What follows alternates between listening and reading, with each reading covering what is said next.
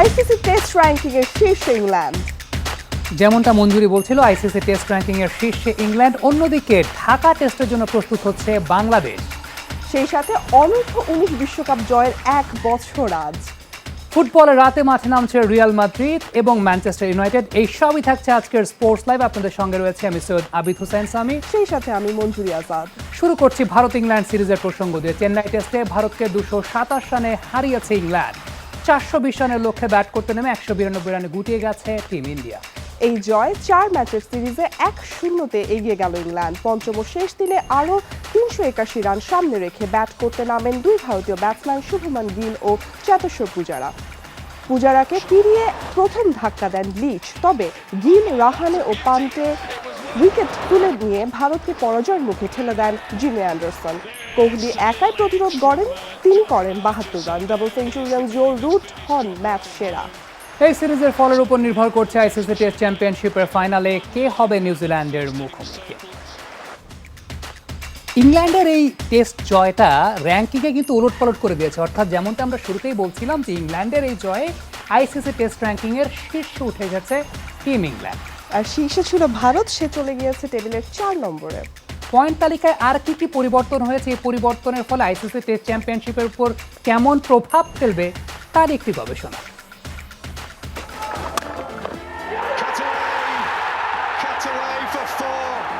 Test cricket প্রথাগত cricket প্রেমীদের ভালোবাসার কেন্দ্রবিন্দু।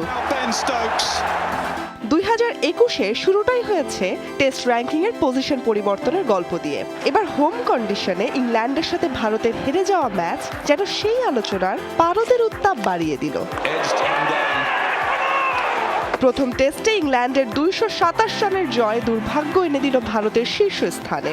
অস্ট্রেলিয়ার সাথে টেস্ট সিরিজ জিতে 1 নম্বরে থাকা ভারত ইংল্যান্ডের সাথে প্রথম টেস্টে হেরেই ছিটকে গেল পয়েন্ট টেবিলের 4-এ। তাই তো আইসিসি টেস্ট চ্যাম্পিয়নশিপের ফাইনাল নিশ্চিত করতে ভারতের হারা যাবে না আর কোনো ম্যাচ। সিরিজ ড্র করলেও ছিটকে পড়বে ভারত। সিরিজ জিতলেও সমীকরণটা হতে হবে 2-1, 2-0 অথবা 3-1 ব্যবধানে। প্রথম টেস্ট জিতে 2 থেকে 1-এ উঠে আসা ইংল্যান্ডের সমীকরণ অপেক্ষাকৃত কঠিন। তাদের ফাইনাল খেলতে হলে ভারতের মাটিতে জিততে হবে 3-1, 3-0 অথবা 4-0 ব্যবধানে। আর যদি এই সিরিজ ড্র হয় অথবা জয়ের সমীকরণ যদি হয় 1-0, 2-0 অথবা 2-1 ব্যবধানের জয়, তাহলেই ভাগ্য খুলবে অস্ট্রেলিয়ার। মঞ্জুরি আজাদ, যমুনা স্পোর্টস। একটা গবেষণালব্ধ রিপোর্ট আমরা দেখলাম। আসলে কোন সমীকরণে কি হবে আমার তো একদম মাথায় চক্কর দিয়ে ফেলেছে। আসলে যে কোন সমীকরণে কি হবে নিউজিল্যান্ড কনফার্ম করে ফেলেছে সেটা এখন পর্যন্ত আমরা নিশ্চিত। তবে বাকি পজিশনের জন্য 3টা দল লড়াই করছে, ভারত, ইংল্যান্ড এবং অস্ট্রেলিয়াও কিন্তু রেসে রয়েছে। সেই সাথে আমরা অ্যাকচুয়ালি খুবই আর কি চ্যাম্পিয়নশিপে কি হবে, টেস্ট চ্যাম্পিয়নশিপে, এবং আসলে এই কঠিন সমীকরণ পার করে কে যাবে এটা কিন্তু আসলেই একটু বিট কনফিউজিং ছিল আমার জন্য। বাট যখন আমি এটা দেখছিলাম তখন মনে হলো যে আমার সাথে সাথে বাকি সবারও জানা উচিত। এনিওয়েজ, এবার একটু দেশের ক্রিকেটে ফিরে আসি। ক্যাচ মিস তো ম্যাচ মিস। ক্রিকেটে ব্যাটিং বোলিংয়ের মতোই সমান গুরুত্বপূর্ণ হচ্ছে ফিল্ডিং। বিশেষ করে টেস্ট ক্রিকেটে সিলি পয়েন্ট, ফরওয়ার্ড শর্ট লেগের মতো যে স্পেশালাইজড ফিল্ড সেটআপগুলো রয়েছে, এই কিছু কিছু ফিল্ড পজিশনে গুরুত্বের কথা জানিয়েছেন ধারাভাষ্যকার ইয়ান বিশপ। সেই সঙ্গে তিনি এও বলেছেন দলে অপেক্ষাকৃত তরুণ এবং নতুনদের ঠেলে পাঠানো হয় কঠিন এই জায়গাগুলোতে। So it needs to be the most skilled guy for that position, the bravest guy but the most skilled guy.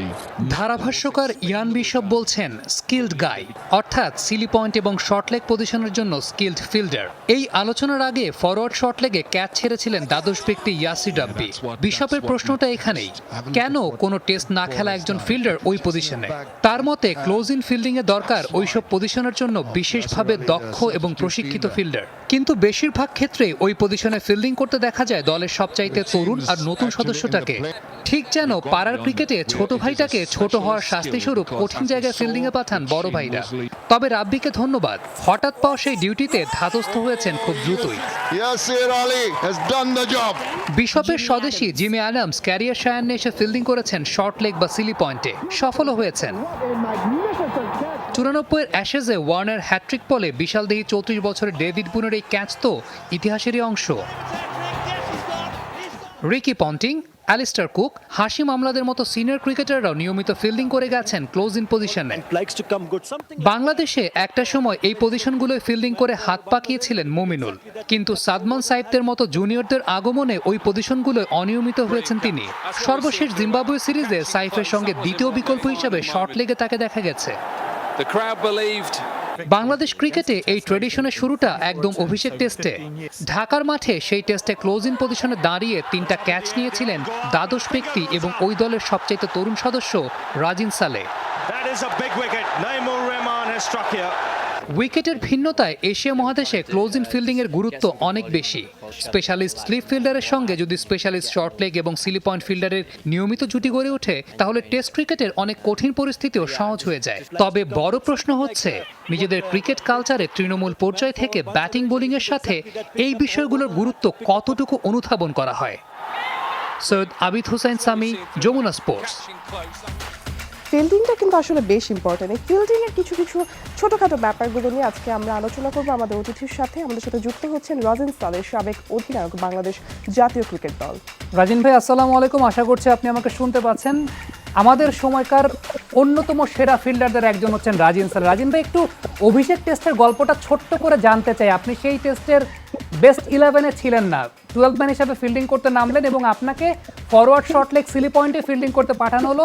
Catch নিলেন তো নিলেন ভাই, টেন্ডুলকারের ক্যাচটাই নিলেন। ওই এক্সপিরিয়েন্সটা একটু জানতে চাইবো যে ওইটা কি আসলে দলের সবচেয়ে জুনিয়র সদস্য বলে আপনাকে সিলি পয়েন্ট বা ফরওয়ার্ড শর্ট লেগে ফিল্ডিংয়ে পাঠানো, নাকি আপনি অলরেডি তখন ভালো ফিল্ডার হিসেবে এস্টাবলিশ? কারণটা কোনটা ছিল? ধন্যবাদ সবাইকে। আসসালামু আলাইকুম। সত্যি কথা, আমি যখন অভিষেক টেস্টের 12 ম্যান সেটার বা তাদের এর আগে আমি ফার্স্ট ক্লাস খেলেছি। জাতীয় লিগে আমরা ফার্স্ট ক্লাস শুরু হয়েছে। ফার্স্ট ক্লাস তখন হয় নাই, বাট 3 দিনের ম্যাচ বা 4 ম্যাচ শুরু হয়েছিল। বাট সবাই জানতো আমি সিটিতে ভালো ফিল্ডিং করতাম। আসলে সত্যি কথা, এটা আমার প্যাশন ছিল যে আমি এইখানে একটা মাস্টার প্লেয়ার হবো, মাস্টার ফিল্ডার হবো। এটা আমার একটা গোল ছিল।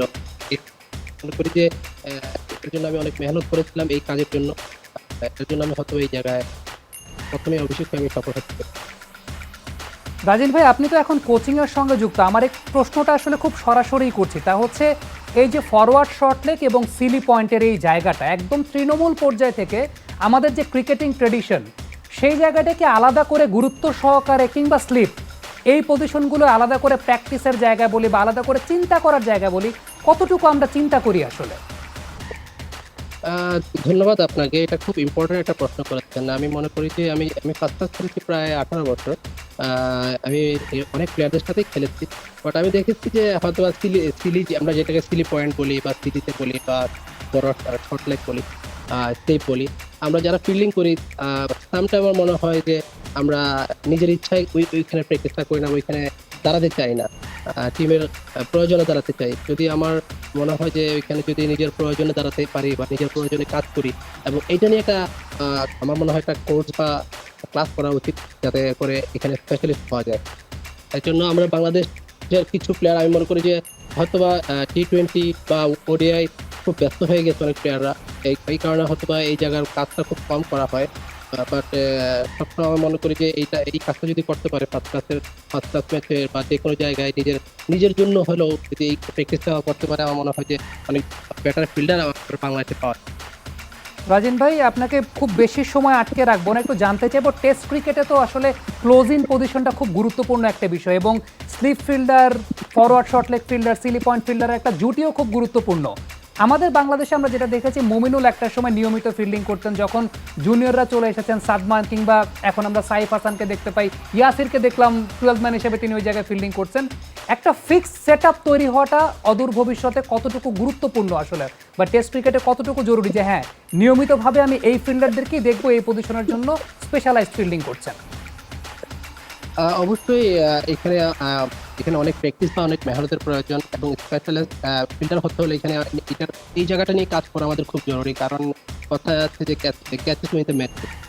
এইসব জায়গায় যদি আমরা শর্ট জায়গায় যদি আমরা ভালো অ্যাজাইলনেস থাকে বা আমাদের অ্যাজিলিটি ভালো থাকে, রিফ্লেকশন ভালো থাকে, ভালো ক্যাচ ধরা যায়, আমার মনে হয় এখানে যদি ওই কাজগুলো নিয়ে অ্যাজাইলনেস নিয়ে রিফ্লেকশন নিয়ে কাজ করা যায়, আমার মনে হয় যে এটা নিয়ে একটা ইন্ডিভিজুয়াল কাজ করা উচিত এবং এটা নিয়ে চিন্তা ভাবনা করা উচিত। কারণ প্রত্যেকটা বড় বড় কান্ট্রি থেকে ভারত বলেন, অস্ট্রেলিয়া বলেন, যত বড় বড় প্লেয়াররাই আছেন ওইখানে কাজ করতেছেন এবং ওইখানে ভালো ভালো ক্যাচ ধরছেন। আমি মনে করি এটা এখানে একটা আলাদা কোচ করা উচিত এবং এটা নিয়ে চিন্তা ভাবনা করা উচিত বাংলাদেশ টেস্ট ক্রিকেট। রাজিন ভাই, আপনাকে অসংখ্য ধন্যবাদ আমাদের সঙ্গে যুক্ত হওয়ার জন্য এবং আপনার কাছ থেকে যে ছোট অ্যাডভাইসগুলো আমরা পেলাম, আশা করছি এগুলো ইমপ্লিমেন্ট করবে বাংলাদেশ ক্রিকেট দল মাঠে ময়দানে। অসংখ্য ধন্যবাদ রাজিন ভাই। যেমনটা রাজিন সালে বলছিলেন যে খুব গুরুত্বপূর্ণ আসলে এই ফিল্ড সেট আপের জায়গাগুলো, আর সবচাইতে আরও বেশি গুরুত্বপূর্ণ বিষয়টা হচ্ছে 1-0-তে আমরা পিছিয়ে রয়েছি।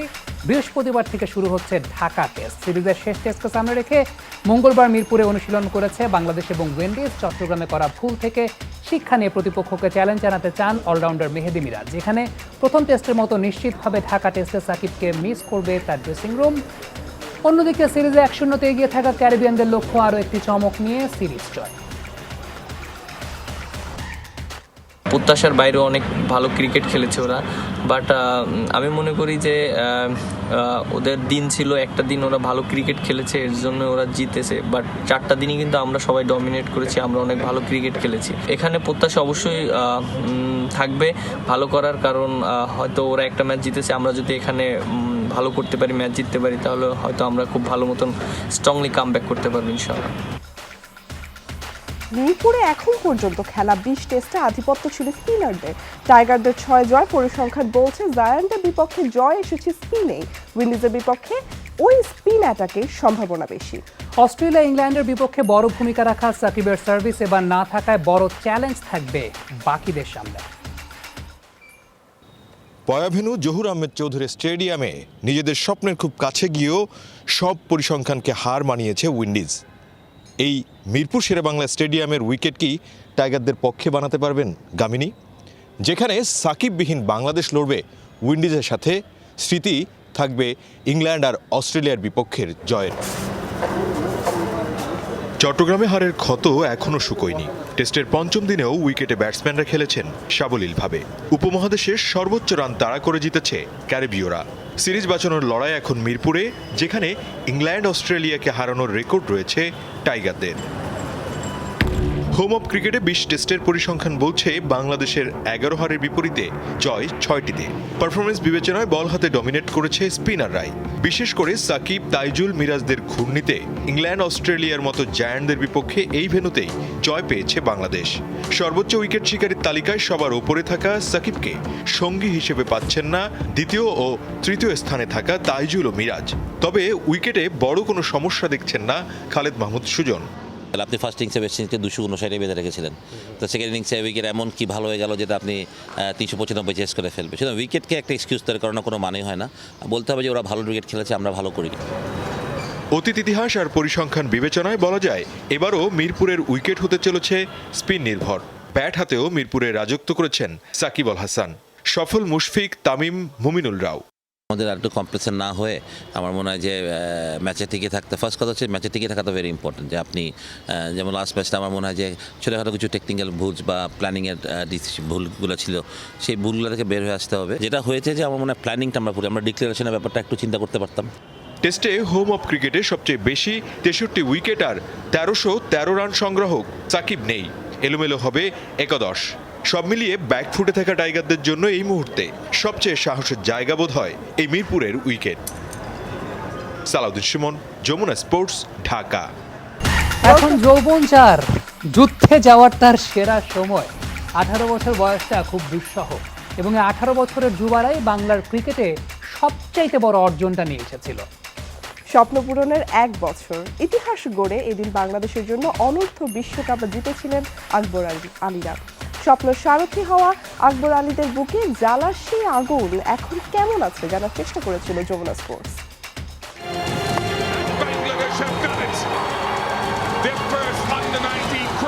যদি স্বপ্ন দেখতে পারো তবে তা বাস্তবায়নও করতে পারবে। ওয়ার্ল্ড ডিজনির এই কথাটাই হয়তো নিজেদের স্লোগান বানিয়েছিল আকবর আলীরা। 2018 সালের আগস্টে যে পথ চলা শুরু, স্বপ্ন দেখা শুরু, সেই স্বপ্নের বাস্তবায়ন দেখেছে ক্রিকেট বিশ্ব, দেখেছে বাংলাদেশ। স্বপ্ন দেখানোর কারিগর যিনি ছিলেন, সেই স্বপ্ন সত্যি করার সত্যিকারের নায়কও ছিলেন সে আকবর আলী। সত্যিকারের captain, leading from the front তো একেই বলে। বোনের মারা যাওয়ার শোককে বুকে চেপে লড়েছেন, হয়েছেন বাংলার আকবর, আমাদের আকবর। সবচেয়ে ভালো লাগার বিষয় এটাই ছিল যে আমরা যেই মিশনটাকে সামনে রেখে 2 বছর কষ্ট করেছিলাম সেটা আমরা অ্যাকমপ্লিশ করতে পেরেছি, তো এটাই সবচেয়ে ভালো লাগার বিষয় ছিল। 2020 Under-19 World Cup final in the air and gone. ক্যালেন্ডারের পাতা ঘুরে ঠিক 1 বছর। পচেস্ট্রুমে এক একটা বারুদ ইতিহাস হয়েছেন বাগ বদলের।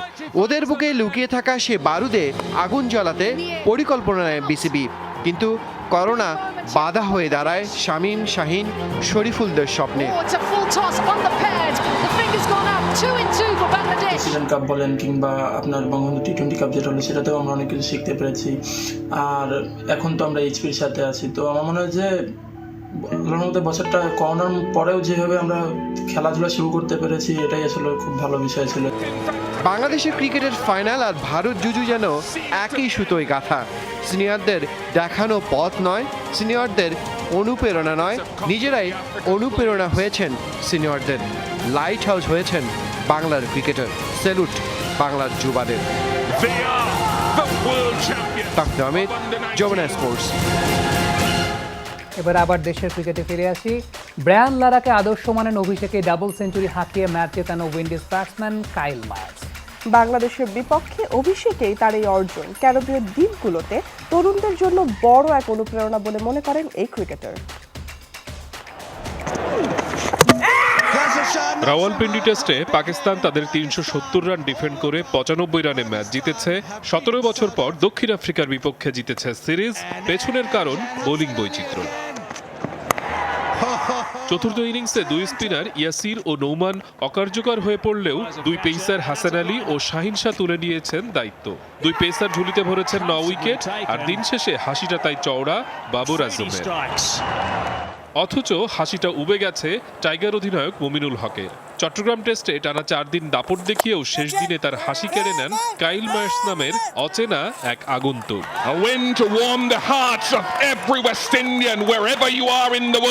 গোল বলে খেলা যেটা বলে ক্রিকেটে অবিশ্বাস্য অনেক কিছুই হয় না, কিন্তু হয়ে যায়। অবশ্যই এটা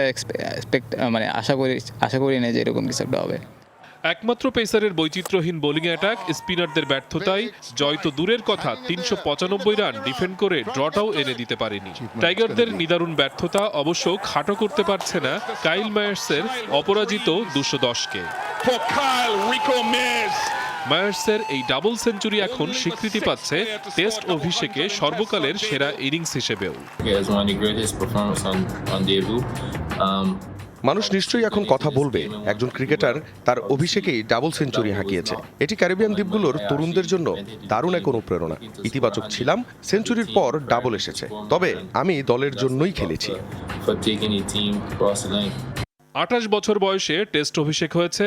যদিও করোনার পরে প্রথম সিরিজে ইংল্যান্ডে ছিলেন দলের সাথে, কিন্তু খেলা হয়নি। অবশেষে অপেক্ষার অবসান হয়েছে। উঠে আসার পথ ছিল কণ্টকাকীর্ণ। ব্রায়ান লারা ও ডোয়াইন স্মিথকে আদর্শ মানেন মায়ার্স। আমি ছোট থেকেই গ্রেট ব্রায়ান লারাকে দেখে এসেছি। ডোয়াইন স্মিথের প্রভাবও আছে। সবসময় ভেবেছি লড়াকু ও কার্যকর ক্রিকেটার হতে হবে আমাকে। ব্যাটিং অলরাউন্ডার পরিচয় এখন, তবে একসময় পেস বোলিংটাও দারুণ করতেন। কিন্তু ইনজুরির পর ব্যাটিংটাকেই মূল হাতিয়ার করেছেন মায়ার্স।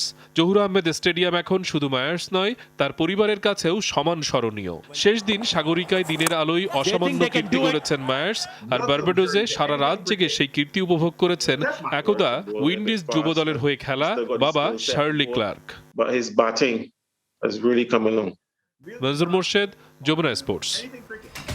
এই ছিল আজকের স্পোর্টস লাইভে। তবে বিদায় নেওয়ার আগে জানিয়ে দিতে চাই, আজ রাত 2টায় রিয়াল মাদ্রিদের খেলা রয়েছে ফুটবলে, অন্যদিকে ম্যানচেস্টার ইউনাইটেড খেলবে রাত 1টায়। আর সেই আপডেটগুলো নিয়ে কালকে দেখা হয়ে যাবে আবারও স্পোর্টস লাইভে। সবাই অনেক অনেক ভালো থাকে, সুস্থ থাকেন। Good bye.